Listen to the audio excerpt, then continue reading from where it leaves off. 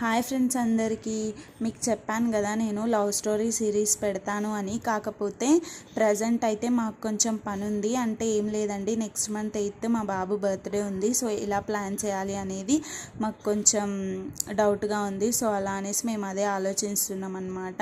So మీలో ఎవరికైనా బడ్జెట్లో అలా ఏమైనా ఐడియాస్ ఉంటే నాకు కామెంట్ చేయండి.